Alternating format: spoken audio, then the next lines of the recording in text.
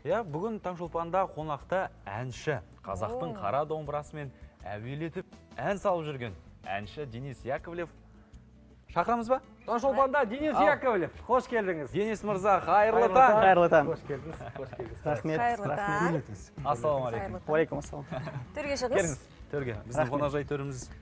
Қазақтың қара домбырасын қолына ұстап, Денис мырза біздің Таңшолпанның төріне жайғасып жатыр. Қош келдіңіз. Рахмет. Көңіл-күйіңіз қалай? Өте жақсы, рахмет. Әр қонақтан сұрайтын бастапқы сұрақтарымыз. Бәрі жақсы ба? Бәрі жақсы. Домбыраңызды былай қоя тұрсаңыз болады, Денис? Жақсы. Сөйлесіп алайық, әңгімелесіп алайық.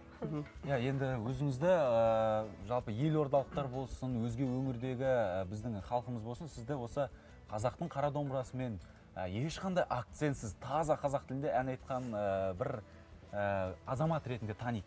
Осы орайда қазақ тілін үйренуге қандай бір құлшыныс болды сізде? Әлде біреу септігін тигізді ме? Жоқ, мен мектептен бастап ән айтамын.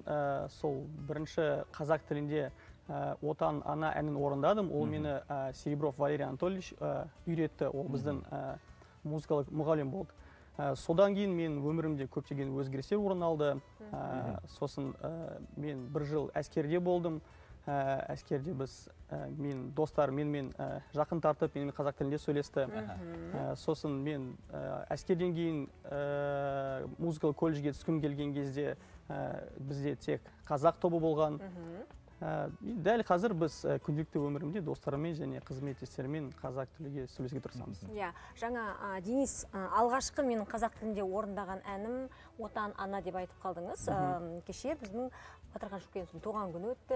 Осы әннің алғашқы орындаушысы, енді Қуат Сілтебаевтың бұл әнін оған дейін қаншама орындап жүрген әншілер болды, бірақ негізі насихаттап кеңінен таратқан Батырхан Шүкенов. Енді сол әннің мүмкін бір шумағын қазір орындай аламыз ба?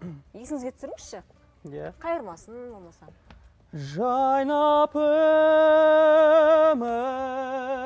жұлдыз көгінде тұр ғой жарқырап, көңіл көзді көп арбайды, қиялымды төгем тартып ап. Тамаша, рахмет, Денис. Енді Денис мырза, отбасыңызда осы өнерлі азаматтар бар ма? Өнер кімнен дарыған жалпы?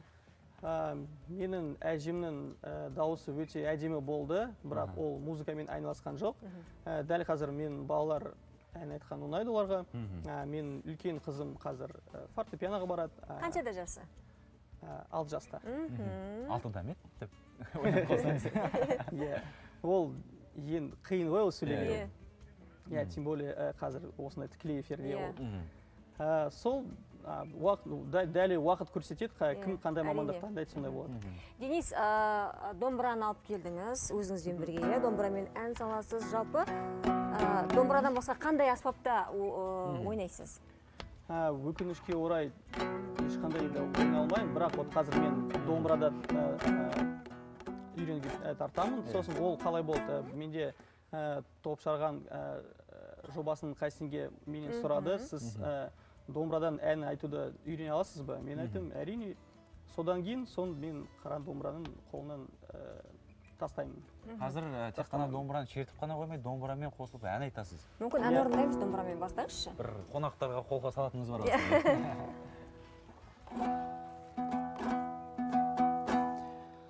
Ат қайдақ, бақайдай, шаппай желген. Қыз қайда құдашай, сәулем-ай, көзі күлген ай. Ха-ха-ха-ха арман-ай. Алыстан атартып ай, келгенімде, шақыртпай еш адамға ай, сәулем-ай, көзі күлген ай. Ха-ха-ха арман-ай.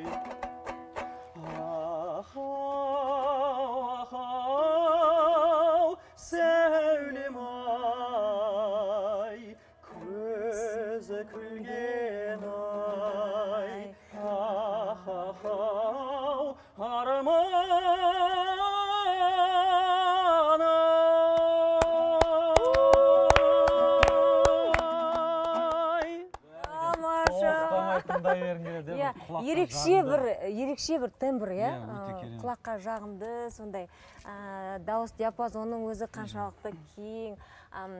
Мынау жаңа орындаған Ақбақай әні өте орындалу жағынан қиын әндердің бірі. Иә. Кім үйретті бұл әнді сізге? Кімнен үйрендіңіз? Бұл әнді мен педагог болды басында. Ол мені вокалға үйретті, классикалық вокалда. Сабақ алдыңыз, иә? Иә. Ну, сабақ ол біз бірге жұмыс істедік. Ол Асхат Айкенович Таушев, ол мен ең бірінші педагог. Сосын менің досым бар, дәстүрлі әнші Сәкен Әлімханов. Мен видео түсірдім, ол қалай ойнайды, солай видеодан мен үйрендім. Жалпы мынау дастархан басына жиналған кезде әудемейтін адам жоқ қой, қазір енді барлығы отыра қалып ән орындаймыз. Сондай бір ән сұраған кезде көбінесе Шәмші Қалдаяқовтың әндерін орындай жөнелеміз, иә? Мүмкін сол кісінің әндерінен ән білесіз ба? Үзінді орындап, сіздің дауысыңызды естігісі келіп отыр бізді көрермендер. Иә, мен ең Шәмші Қалдаяқовтың сүйікті әнім ол Өмір өзен. Қиын әндер тыңдайды екенсіз, иә? Ал, онда бір қайырмасын шумағын, иә. Жылдар өмірдің өзегімен, ағады кезегімен, сенсің көңіл ашық, менің ғашық ғасырым. Ертеде де кеште тұрасың сен есте, мен өшсем де өшпе асылым. Қандай күшті. Ән айтатыныңызды білеміз. Әскери қызметте болсаңыз да әнші екеніңізді білеміз. Жалпы біз білмейтін тағы қандай қыр-сырларыңыз бар? Иә. Білмеймін, ондай. Көп кітаптар оқимын мен. Қазақ тілінде?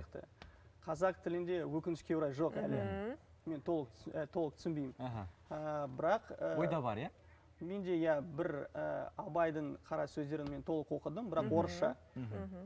Мүмкін қазақ тіліндегі оны әрине оқу керек. Енді Денис, домбырамен жаңа Ақбақайды орындадыңыз ғой, домбырамен тағы да қандай әндер орындайсыз? Домбыра қарап отыр, Денис тағы мені қолына алып, бір ән шырқаса ғой деп. Тағы қандай менде бар? Айбозым, осындай өндерім менде. Айбозым деген ол да орындалу жағынан өте қиын әндердің бірі. Орындайсыз ба? Орындайық. Рахмет. Айбозым деп басталатын, ә? Иә.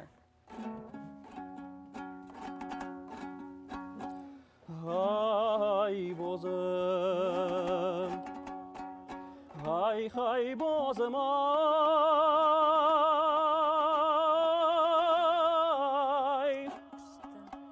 даңғыл бозым,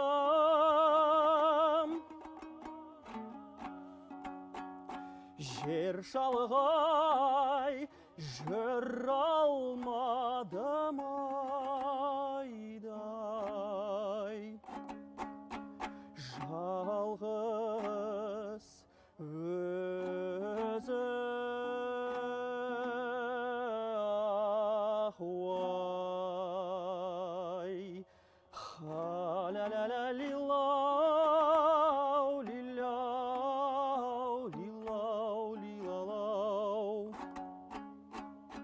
Ха-ля-ля-ля лилау,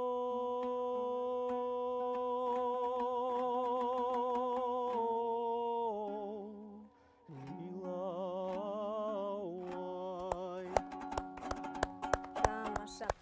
Осы Ақбақай, Айбозым деген әндер қазақтың ән қорындағы, алтын қорындағы керемет әндер.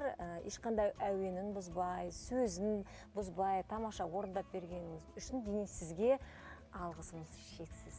Сізге рахмет. Енді Денис мырза, студиямызға келгеніңізге, алтын уақытыңызды бөліп келгеніңізге алғыс білдіреміз. Жалпы творчествоңызда үлкен бір шабыттар, сарқылмас белестер тілейміз. Жұмысыңызда тек қана Рахмет. алға баса берсін. Болашақта біздің қазақ ән сахнасында жүрген танымал үлкен әнші ағаларымызбен, апаларымызбен, жастармен бірге дуэт орындап мүмкін тағы да бір өзіңіздің басқа қырыңыздан таныласыз деген ойдамыз. Сондай идея тастап отырмыз сізге.